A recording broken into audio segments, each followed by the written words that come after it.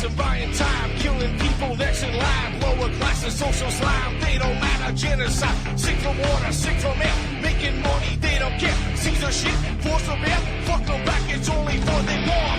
They shoot, they kill, they massacre, rape. They burn the kids, no one makes gun. Trees, laugh to your face, fight and die. Cause God forgives.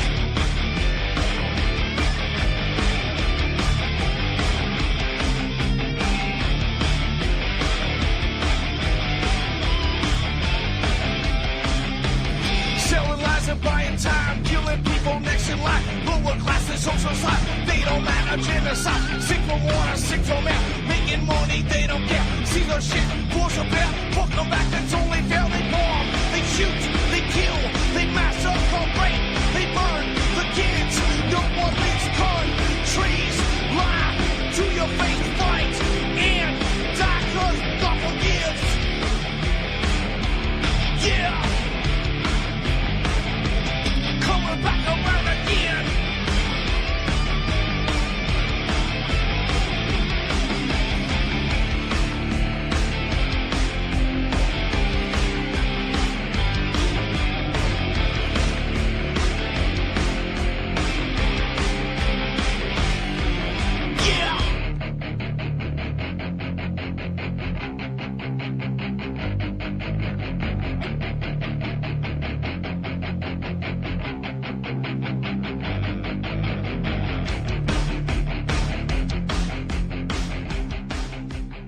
Welcome to the show. I'm your host, Ron Stevens. The show is called Rock the Boat, and it is aired right here on UCY.tv. And it is the 29th of September of 2016, and I'm pleased to say things just keep getting weirder. So that's a good sign. That means these psychopaths are finally showing all their cards, and the rest of the world who hasn't been able to see it so far is rapidly getting the hint that something ain't quite right. So I'm just going to start right here. I'm going to talk about Michael Schmidt for a little bit again, throw a video in there, but this kills me, you know. I saw a thing that it's hotter now than ever. Just keeps getting freaking hotter. Look out. And so I just look at the records here for today. The record for this day was not 2015 or 2016 or 2012 or any of those things. It was actually way back in 1885, and it was 27.2 degrees Celsius. You guys will have to figure that out in America. I think it's 70-some degrees or whatever.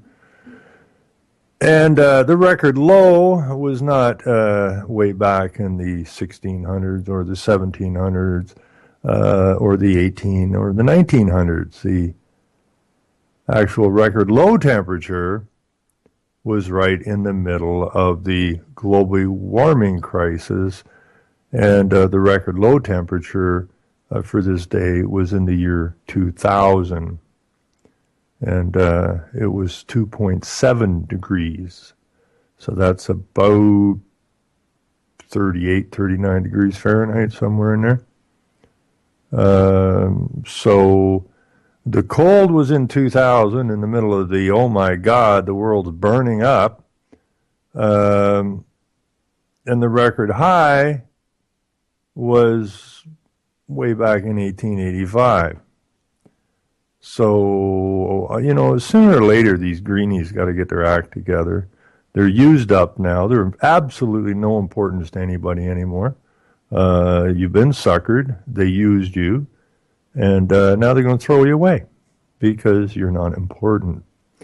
You were used to destroy our nations, basically, to help run out our industries because, oh my God, we can't have industry because, well, it creates carbon emissions and that's bad for the planet. they never ask themselves where it is they're getting all their stuff from these days. It's still being manufactured. They can't seem to get their brain around the fact that China built 500 coal plants while we were shutting ours down.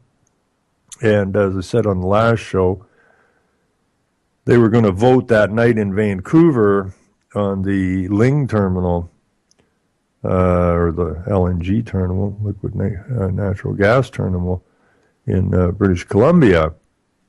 It was only days after the grandson of the Queen said that they were dedicating this huge piece of rainforest on the west coast and put into a conservation area so that it could never be damaged and never be used because, well, hey, it's all about saving the planet, isn't it?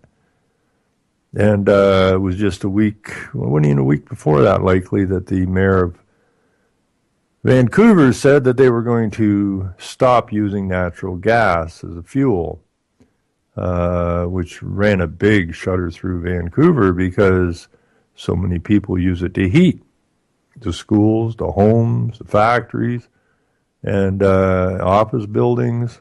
And but we can't hurt Mother Earth now, can we? So first we're getting rid of natural gas use on the west coast, and the Queen's grandson comes in and dedicates a huge piece of rainforest, never to be touched by human hands. And oh boy, aren't the greenies happy? And the little Tinkerbell Trudeau that they hired because, well, he's so damn green, they passed the Ling terminal, I call it Ling, LNG, whatever, terminal, to ship natural gas to Asia. Because what we need it for? We ain't going to use it because we're busy saving the planet. But at Asia, they're manufacturing all their goods, so they need cheap power. And we're not using it, so we'll sell it to you cheap in return for cheap trinkets. So, hopefully the Greens get their brain in gear. It may not be possible for some of them, but I think people will start to get the game that's being played out here eventually. Now, back to Michael. Here's an announcement I need to make right away. My good friend Chris Duck /Duck was looking like he was going to the pokey for 30 days, 21 here in Canada, 30 equates to 21, and on good behavior, and we all know Duck is well behaved, so, but that has put a hell of a stress on the whole family and the job and everything else. So he cut a deal with them, and so he's out and about. Which is good to hear. I'm really happy that they came to an agreement, and that it wasn't going to be a 21 straight day thing, which would have caused a whole lot of harm. Not that what they did was right, not that they had any authority to do what they did, but that's the legal system. And in the law. But anyways, Michael, I mentioned, I'm pretty sure I did anyways, that him and his wife just said, okay, enough is enough. 22 years, hundreds of thousands of dollars of debt and expenses and being dragged in and out of courts and dragged in and out of jails for fingerprints and whatnot. They finally just figured out that there's no hope of accomplishing anything in this legal system. So they just packed it up. They said, we're done. And they called it a day. And they said, do you want to throw us in jail? Throw us in jail, right? But we're not going to play this no more. And that took a lot to do something like that. And they did it. And I'm proud they did it. 20 plus years of this nonsense with no end in sight. You got to call it somewhere. So anyways, I'm just going to put this in the chat. This is a shortish video, 13 minutes, of a conversation at the courthouse after they were done. And there's a couple other videos here on the sidebar. There's a video here from a lawyer who was representing not Michael and Lise, but some of the other members. And then there's another decent video here by Skip Taylor, who is the representative for Our Farm, Our Food, the OFOF, which was created when Michael, who is bound and determined as his wife, that nobody can tell anybody what they can eat or what they can't eat, especially with all the GMOs and that around, which we know are poison.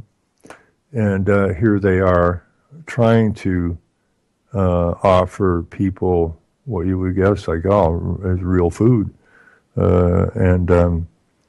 So he actually does a pretty good job. They weren't going to let him because the OFOF is a corporation that apparently only a corporation here, or a corporation here in Canada has to be represented by a lawyer, because it's the lawyers that do the work on the corporation, right? You can't do anything without a lawyer here. The lawyers run the show. And the lawyers are their own society, and the lawyers use their own language, and that language, which is called a jargon language, is in jargon. The definition of that is language used to deceive and gain the upper hand. So that's why we know it said, "Woe unto you, lawyers," and we need to woe the lawyers.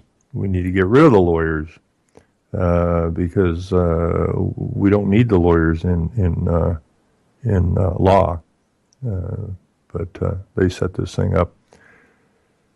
And so there's those other videos there, and there's also another video down here a little bit. It says Michael Schmidt, September 26, 2016, at the Newmarket Court. This is prior to them going into court, I think, the first day, which would have been Monday. And but the one I'm going to put in here is after their second day in the court on September the 27th, and they decided after the first day, they decided that night that we're done, and they went into court and explained the situation to the court, and somebody recorded this somewhere in the courthouse, and it would give you an idea of their resolve and what their thought processes are after 20 plus years of being maliciously prosecuted, terrorized by paper. So I'll stick that in the chat, and you can go to the website. It's called Bovine, like in cow. Bovine, where they have a lot of updates and that on it, or you can just punch in Michael Schmidt Facebook, and you will also get all the updates and that from there. It's a really sad, pathetic story on the one side, but it's a really good story on the other side. This is a couple and their community who are determined. Michael came here from Germany as a young man to start farming. And he has all kinds, I think, degrees out of Germany on farming practices, and decided he would come here, and then he decided he would get into organic farming, which is what he was trained in. And basically, he's had the hammer on his back ever since, or the boot. But he's not a man that's going to lay down now or ever. And we should all be doing the same thing, okay? That's a long, long haul to be jerked around over milk. So that's the video there, and it's it's a pretty good explanation of some of what they've been through and what their thought process is. Now they're just going to wait. Will they arrest us? Will they not? But this was the 27th and the 28th. On the 28th, if I can find that picture, on the 28th, they were back down in Thornhill with the truck delivering the milk. And so hats off to them for their effort on that. And I do believe that the support is rising there, and people are starting to understand it's not about milk, it's about a monopoly.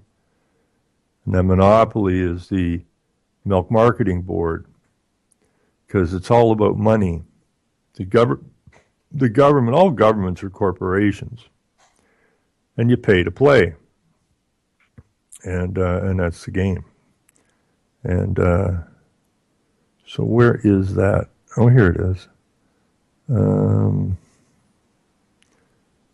know if I put this in the other day or not. It doesn't matter. So they used to have an old Bluebird bus that they used to run. They ran that thing for years, and then they got a new reefer truck, a cube truck, and then they put up their Food Freedom Declaration on the side of the truck. I got to sign that over in Walker, Ontario, when Michael, I think it was the day Michael was acquitted of the charge of stealing the cameras. The truck was at the courthouse. So this is just a picture of the stacks of paper, volumes and volumes and volumes of paperwork that they've had to deal with. And here is a nice picture of all of the people with their milk. So I'm going to, let's see. I have to just copy the link location. I don't know that I can copy the picture. Oh, I know where I can get it from. Just hang on a second. I may have already put this in the other day. I'm not sure. A lot of stuff going on, man. But people are waking up. I had a call. I mentioned this guy on the show another day. He stays at my mom. He's an electrician. He's from Hungary, and originally. And when he's up this neck of the woods working, he stays at my mom's place. And we've had many conversations before, and we had we've had some intense conversations. But, I hadn't seen him, and he called me up, want to go for a talk. So we had a very good talk for 3+ hours, and I was supposed to send him stuff. I've been busy and forgot to. So he called me up to remind me today, and small world, eh? He says, I was talking about our conversation and some of the stuff we talked about, and I brought up Michael Schmidt, and apparently this guy knows Michael Schmidt personally, right? And so it's a small world. But, it's getting more and more difficult to say Michael Schmidt without people recognizing the name, and that's huge.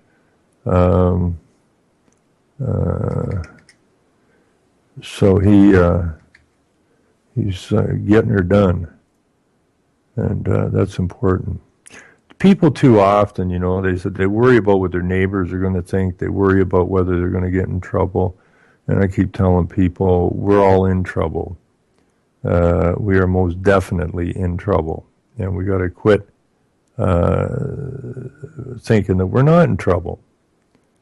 Okay, there's the picture there on the bovine, so it'll be easier.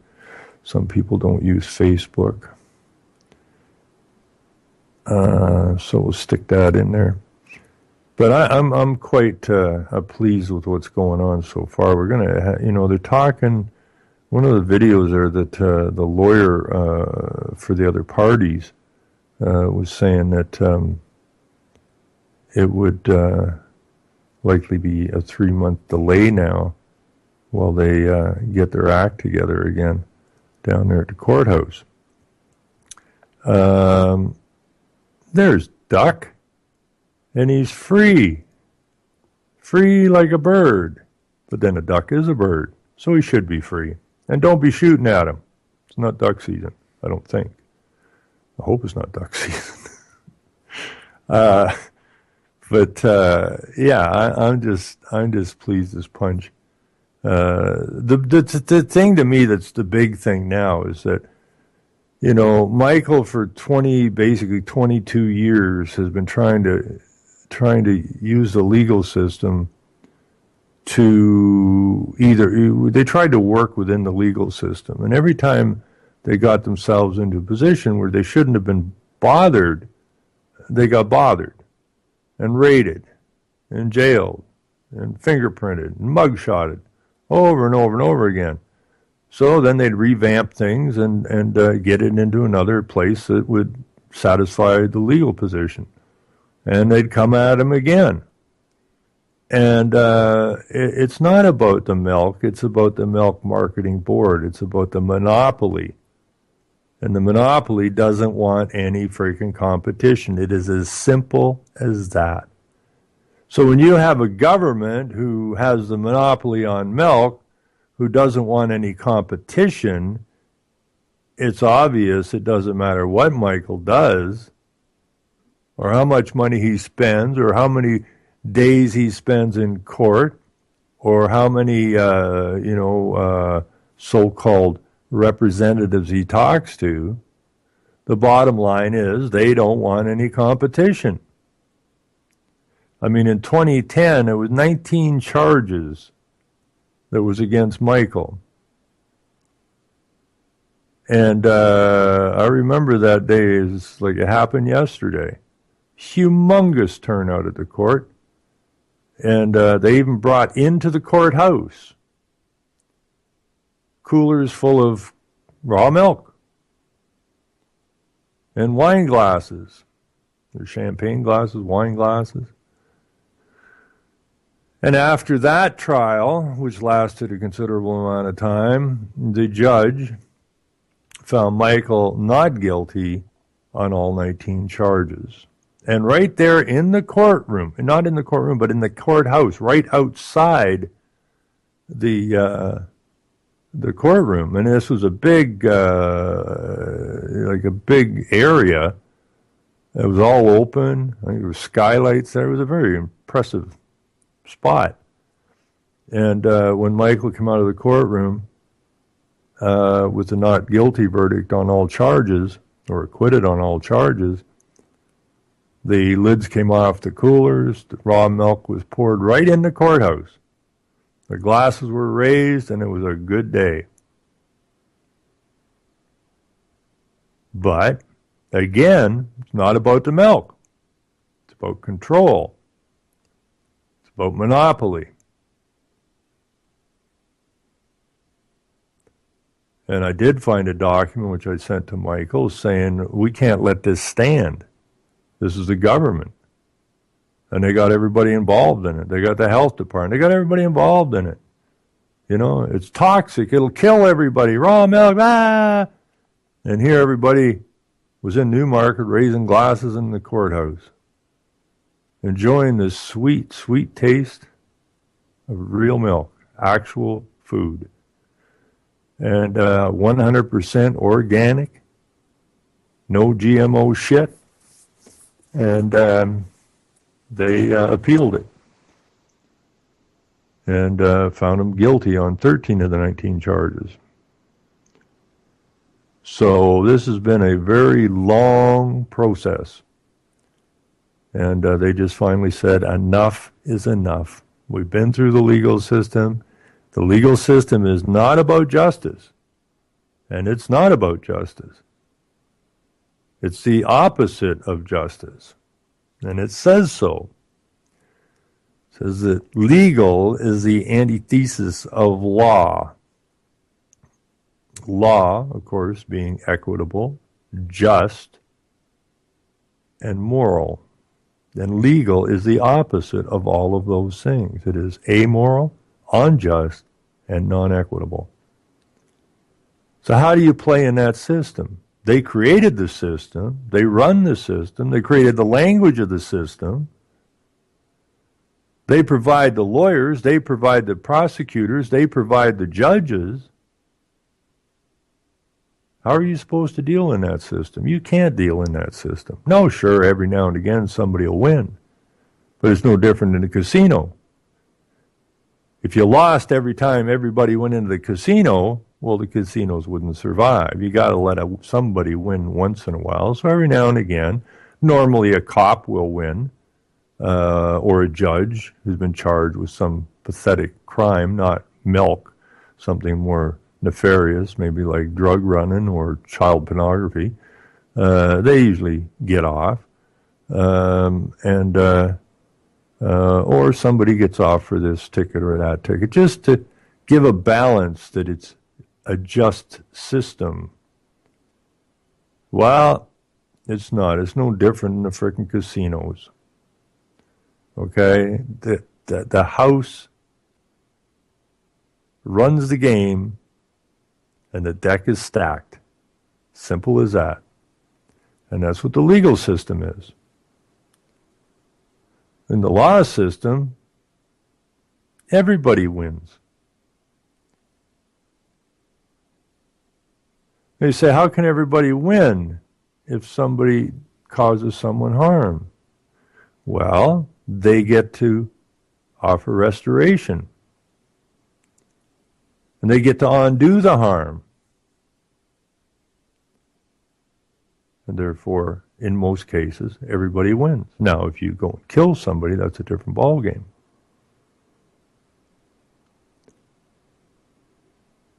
But the whole thing in law is about restoring the one that has been harmed. The justice system doesn't give a shit if you harm. They're there to feed on you. Just like ticks on the dog's back. And they've been feeding on us. And they're just getting more and more and more hungry all the time. They're trying to kill the host. That would be us. And we need to shake these ticks off our backs. First, as Shakespeare said, kill all the lawyers. I'm sure he was talking metaphorically, but if you look up kill, it is to basically take the power away. It's not. It doesn't mean to strike someone dead. It means to nullify it. And I suppose that could be strike it dead, but not necessarily physically, because it's a fiction. Okay? The lawyers, those who get their licenses, are acting as agents for their fictional system. So we just wipe the fiction away. And, you could look at it like I saw a cartoon, Bugs Bunny cartoon or something a long time ago, where the animator, Daffy Duck, somebody was getting uppity, and one of the characters, and was yapping off. And so the animator, who's in charge of this because he created the fiction, he just got out the eraser, and I think it was Daffy Duck, erased his beak away, and then he couldn't make any noise. And that's basically what we got to do here. We got to take out the erasers of reality and just rub it on these guys until they don't exist anymore. They have no real authority, and they certainly aren't dealing in law, and is most definitely fiction. So we need to just get rid of it. So it's simple. It was a fun fictional tale, this legal tale, but it's time to say goodbye to the fiction and get back to reality. And that reality has to be law.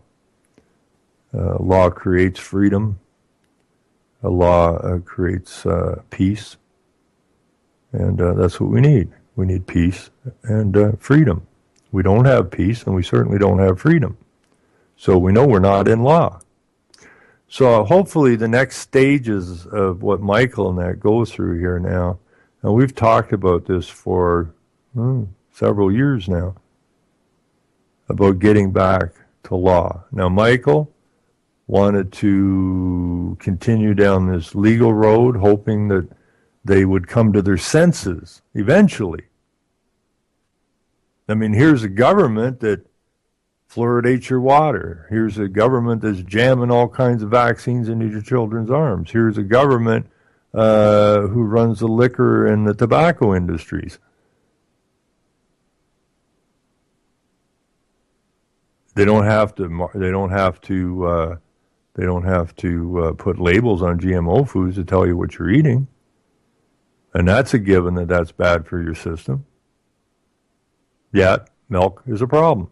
So he tried and tried and tried and tried and tried and tried and tried, and put up with all their nonsense, thinking that eventually they could sit down and come to a conclusion that would be equitable for those who wish to drink raw milk. Nobody's forcing anybody to drink raw milk, but there's a contingency of people out there that want the product.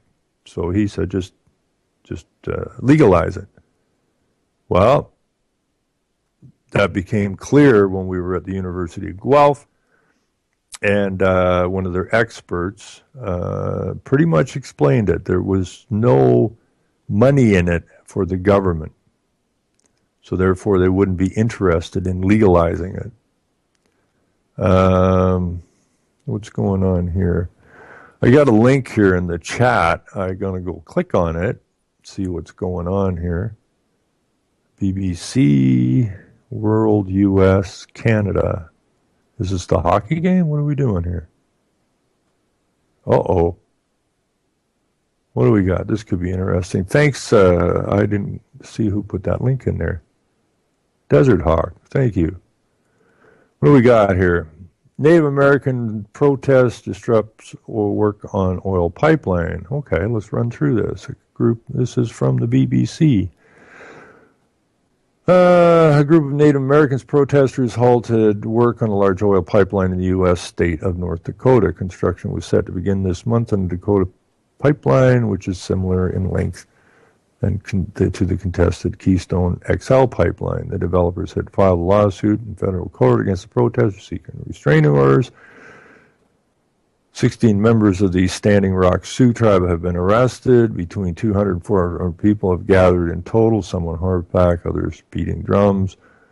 Among those arrested was David Archibald II, the leader of the Standing Rock Sioux tribe, who was released after a day in custody. The $3.7 billion Dakota Access Pipeline, if completed, will cross the states of North Dakota, South Dakota, Iowa, and Illinois.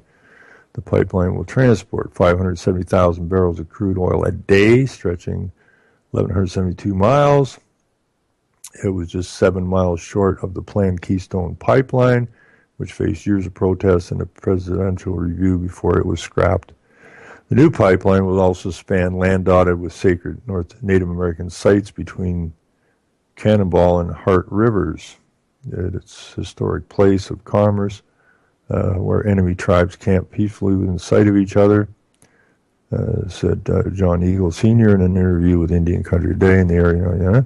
Although the pipeline will not directly cross an environmentally protected area or federally reserved indigenous land under current proposal, will pass within half a mile of the Standing Rock Sioux Reservation and traverse 209 rivers and creeks. Protesters fear the pipeline could pollute water sources in their remote territory. They also argue they were not properly consulted before the U.S. Army Corps of Engineers approved the project in late July. The holding company, which owns Dakota, denies any wrongdoing. The Dakota Access Pipeline is committed to working with individual landowners to make the accommodations, minimize disruption, and achieve full restoration of impacted land, it says in a statement on their website. Well, that last sentence there is exactly the same sentence that they told the farmers up here when they were putting in the windmills. Same shit, different thing, but same stuff. They're working with individual landowners to make accommodations, minimize disruption, and to achieve full restoration of impacted land, it says in a statement. Well, that's a lie. It was written by lawyers, and it was written in such a way that they're not committed to working with individual owners. They don't give a shit about making accommodations except to get their way. Minimize disruption. Well, let's see. They've had people in there with dogs biting these native protesters, arresting them, beating them up. I guess you could call it minimizing disruption, and achieve full restoration of the impacted land. Not a chance. So this is just more of the same garbage. And how do they get this stuff through? Because your government is a corporation. Why are they arresting these natives? Why? Because they're in the way. Well, don't they have rights? No, they don't have any rights. You don't have any rights. You only have the rights that the government/corporation gives you. And when somebody gives you rights, they can take them away. And if you get in their way, they can stomp you into the ground, which history shows continues to happen day after day all over the planet. You'll never, ever, ever see the force on the side of the protesters, because the force took an oath to the state, not the people. The politicians took an oath to the state, not the people. It's all corporate. And the people aren't included in it. They're included in the corporate as something to feed off of, because they too are fictions. And the state and the force and the so-called government, which are all corporate, do not recognize man or woman. They can't. Men and women are real. The person is a fiction. The state is a fiction. So they're dealing in paper. They're dealing in fiction. So the people have been reduced basically to the status of animals.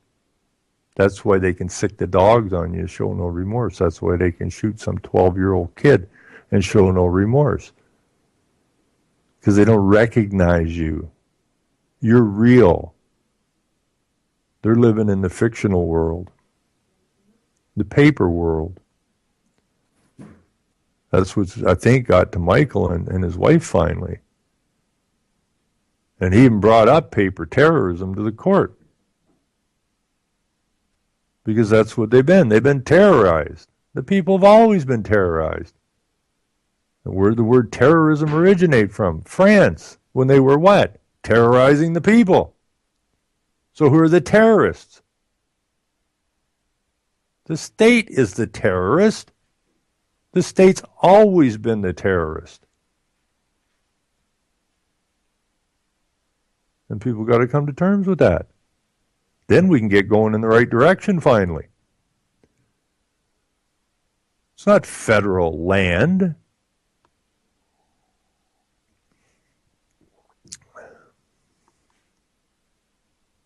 Because the land that they're talking about in Fed is paper land, not terra firma. The lawyers reinvented what land was. They came up with property, which is paper. And each of these things comes with a bundle of rights that they give you and they can take away from you, which are taken away rapidly now because what's not sustainable? Private property. Why? It's a form of social injustice. Why? Because if you own land, you never do own the land, but if you own property, which is an abstract concept made up by the lawyers, but you can buy and sell that abstract concept. So there is a possibility. Your property is nothing more really than a stock certificate. That's why you hear in the media, a family's home is their biggest investment that most families ever make, because that's exactly what it is. It's an investment. That investment can go up and it can go down. We've seen it go down. We've seen it go up, just like the stock market. But it's just a chunk of paper which gives you a bundle of rights to, they say, enjoy the property. But it comes with a bundle of rights, and anything that they give you, they can take away from you. This is our land, move aside. But this is our land, move aside. But this is our land. Well, if you ever look up the definition of land in legal, or the definition of property in legal, these are abstract concepts. You may have purchased something you thought was a house and a piece of ground, but you didn't. You bought a chunk of paper that comes with a bundle of rights which can be taken away from you. So you can pay the taxes, you can pay the compound interest, but they can shove you off that land anytime they want. They created it, they own it. So, we do need land ownership here, but real land, terra firma, not this abstract concept crap that people have been conned into. I even have the head of a real estate board here agreeing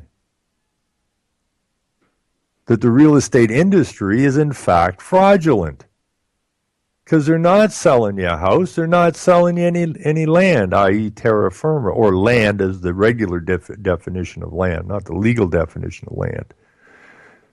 And what is legal is a jargon language, and what's it used for? To deceive and gain an upper hand. So they can push these people off this land and put their pipeline through anytime they want. But they got to, balance this somehow. That's just the way it is, folks. You don't own a damn thing, and you've been lied to since the day you were born. And that's a bitch to deal with, but that's a fact. And we need to deal with it. That's just the way it is. Now, I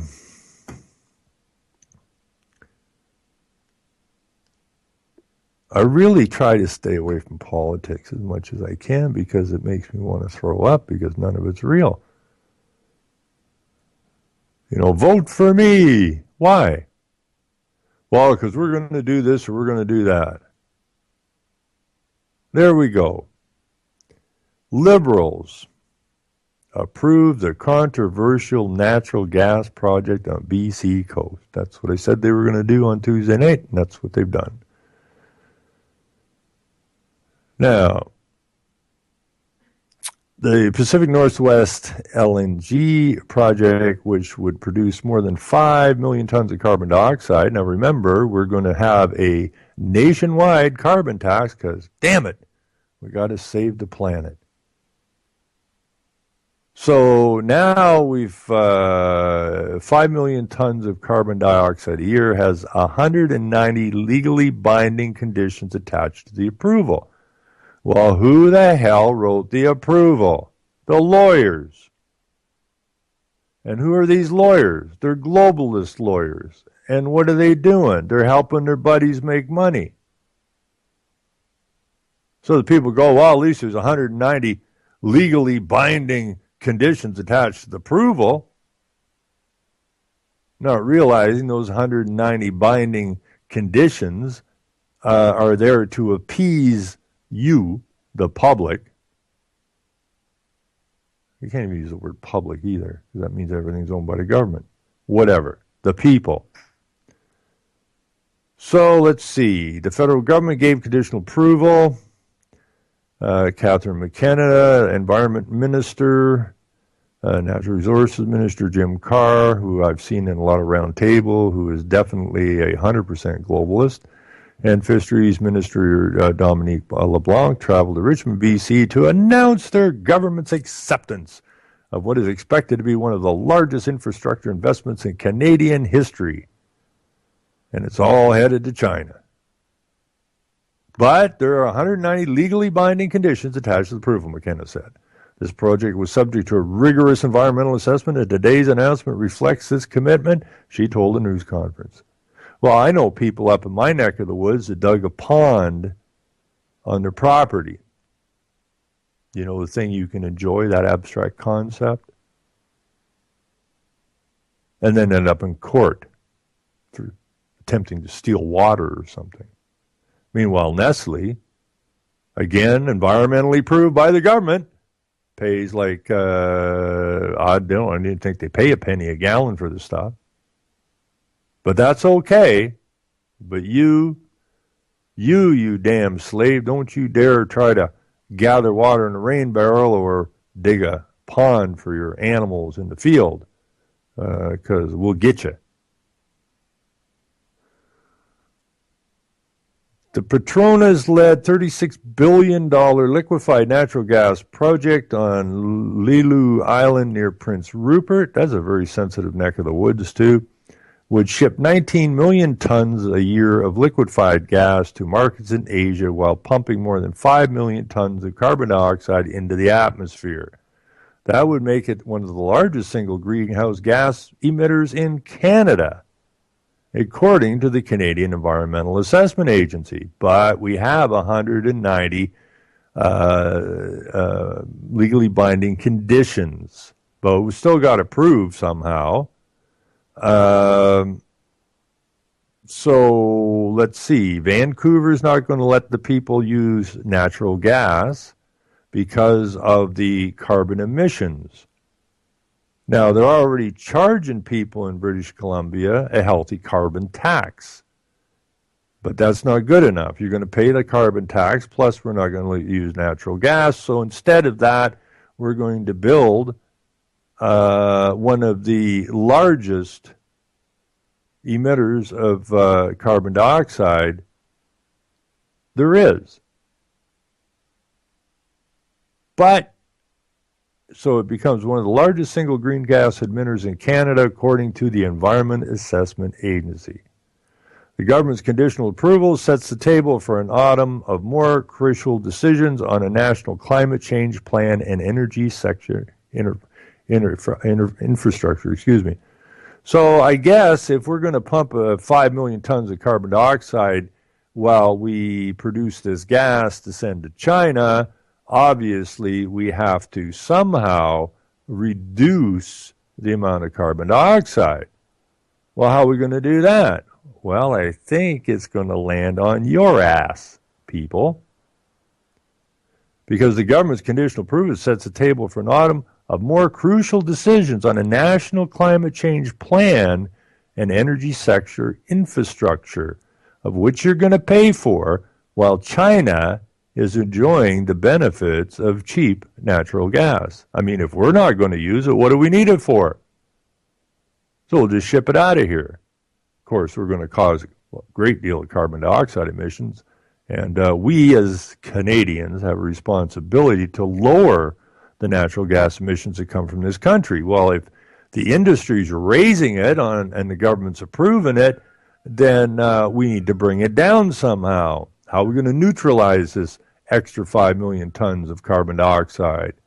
Well, you're going to probably be forced out of your combustion engine car, for one, which they desperately intend and want to do, or you're going to pay a horrific carbon tax on your combustion car and anything else you use, any other energy that you use. So you're on the hook for it. You know, you're going to pay to build this thing, and you're going to pay, pay until you're so broke you don't know what to do, and then the government's going to bring you in the guaranteed income, which is right out of the United Nations. And then they got you. So we better get our act together here pretty quick. Low global oil prices and an increasing supply of natural gas have depressed international prices. See, I already told you about the low prices. I ain't read about it yet.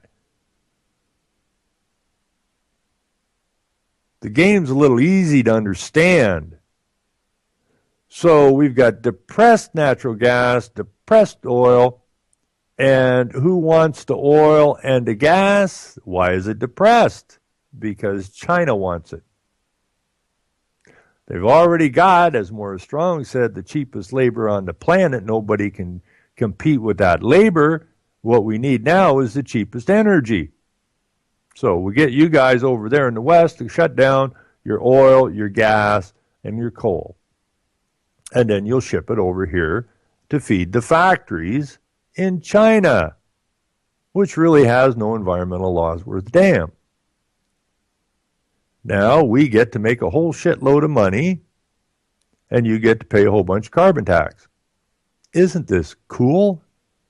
This is what good businessmen figure out. Or criminals, and that's what they are. But we're involved in the crime too, because we've never stood up and put our foot down anywhere. We never got up and said this nation belongs to us, the people, not you frickin' lawyers. And then if you can't call a government agency and try to get a conversation going without very shortly into it, once they have a clue you know what you're talking about, that they don't start this. Well, I think you need to seek legal advice. Well, you're the government. Ought you not be able to answer the question? Oh, no, we're not allowed to answer the question. It has to go through the legal department. Well, give me the legal department. No, that would be assisting you, and we can't assist you. The legal department only assists the government, i.e. the corporation. So you would have to go seek legal advice somewhere else. Well, let's see. You got the top lawyers in the country. Who the hell am I supposed to call for legal advice? You know, who said that? It was Carlin, I believe. The game's rigged.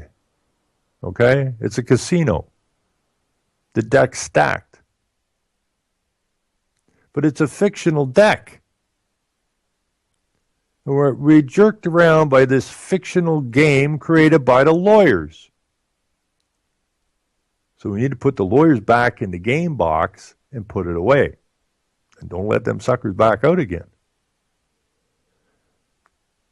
If we can ship it to China, how come we can't use it here? Well, it's bad for the environment. Well, isn't China part of the environment? Wasn't this a global problem we were supposed to be solving? Yeah, that was just a story we gave people to sucker them in. Anyways, let's see what else we got in here. A spokesman for Pacific Northwest said Monday that any decision to begin construction would still have to go to the company shareholders if Ottawa approved the plan. Well, we know it's going to get approved because China wants it. Nonetheless, the decision by Cabinet of Prime Minister Tinkerbell Trudeau signals the course of the new Liberal government will navigate among competing interests in the energy and environmental files. In other words, you've been sucked by the environmentalists and the environmental mechanism, the global save the planet mechanism, but it's always been about business taking control of all of the resources on the planet.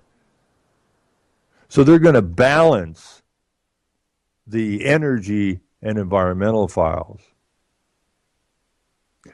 Well, what did Rockefeller say? Something has to take the place of government because it's too hard to negotiate. The government is a corporation, but people believe it's a government. It's too damn much negotiating. So something's got to take the place of it, and business seems to be the obvious entity to do it. So the environmental files is just a lost leader to confuse people and run them astray, basically. Environmentalists and First Nations have denounced the Pacific Northwest LNG project due to the concerns over climate change and salmon habitat, while pro-development advocates, including the BC government of Christie, I'm a slut Clark, I shouldn't say that, should I? Globalist slut Clark. Whore's a better word than slut, I think. Have called it a key economic driver for the country as a whole. Well, no, if we hadn't got rid of our factories, if we had continued to manufacture the needs of our peoples, then we would already have our economic driver in place. But that's not how the lawyers and the globalists operate. Even before the government said it was willing to trigger Tuesday, said it was pulling the trigger Tuesday, a group of Sikh nations from Skeena Corridor issued a release saying the project does not meet the test for respecting indigenous rights and would be challenged in court. Do you think First Nations, can you get that, hon? If it's Enos, tell him I'll call him back. Or whoever it is, I'll call him back. In about 3 minutes. Anyways, do you think the Indians, do you think the native people, do you think they give a shit about you? Weren't you the guys they genocided? And sure, they told you that you have a say. You ain't got no say. That was just a game that was being played. Remember, the lawyers are involved in this. Anyways, really quickly here, providing a green light for this project this time will only lead to protracted litigation, which benefits no one, said the First Nations people, whose traditional lands include Lilu Island, where the project will be centered. Well, I guess the natives will be moving. Conservative interim leader Rona I'm a bitch Ambrose said in Ottawa that Tinkerbell Trudeau had only one decision he could make on the project, and the Prime Minister now needs to champion the project to help and make it a reality. Why? Why was there only one decision? Simple. He's in the Privy Council. Took an oath to who? You? No. The Queen. Yes. And who's the Queen? The Crown. And the corporation. He's the Prime Minister. He ain't the leader of the country. He's the Prime Minister of the Crown Corporation. And he does as he's frickin' well told. What does he know? He used to be a snowboard instructor. I mean, this is even worse than Obama, for crying out loud, but not really. It's the same nonsensical stuff.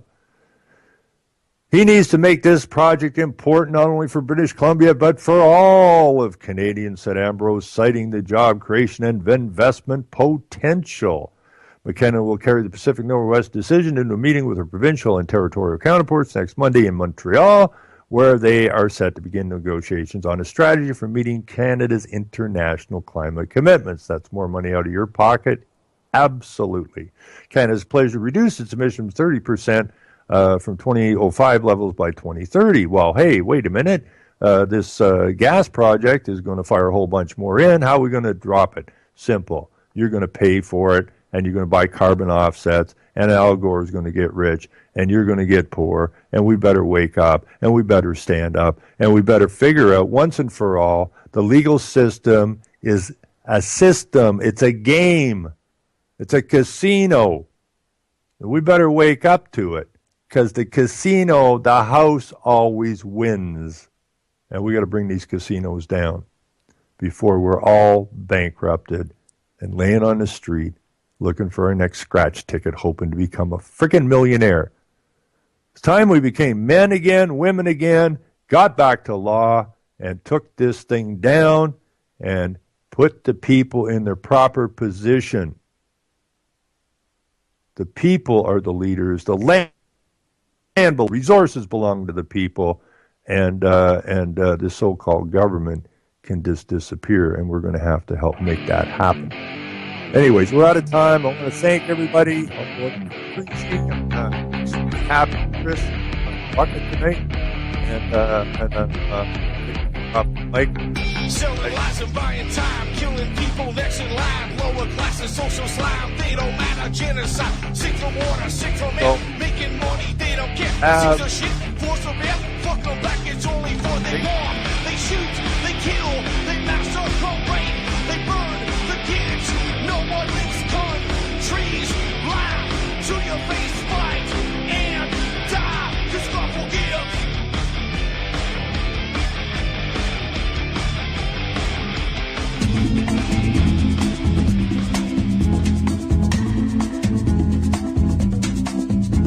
You are listening to UCY.TV.